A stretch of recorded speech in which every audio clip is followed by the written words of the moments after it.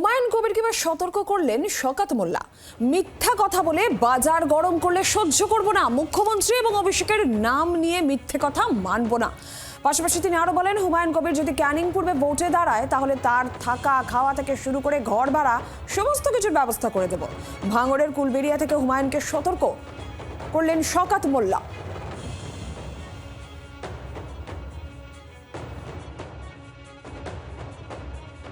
হুমায়ুন আমার ও একজন এমএলএ, আমি একজন এমএলএ, তো আমি ওকে বলবো এই লোকজন ফাটিয়ে না করে হয় নিজে এসে নয় ভাঁড়ে নয় ক্যানিয়ে দাঁড়িয়ে যাক, তাহলে একটা সুবিধা হবে। তার জন্য যদি প্রস্তাবক সমর্থক লাগে কিংবা যদি হয়তো ঘরবাড়ি ভাড়া লাগবে, গাড়ি ঘোড়াও লাগবে, থাকা খাওয়ার ব্যবস্থা লাগবে, সব কিছু লাগবে, সব ব্যবস্থা আমি ব্যক্তিগতভাবে বলছি আমি করে দেবো।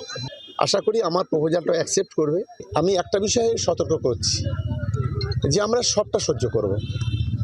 মমতা বন্দ্যোপাধ্যায় অভিষেক বন্দ্যোপাধ্যায় সম্পর্কে মিথ্যা কথা বলে বাজার গরম করবে, বড় কথা বলবে, অন্তত আমরা এটাকে কখনো সহ্য করব না।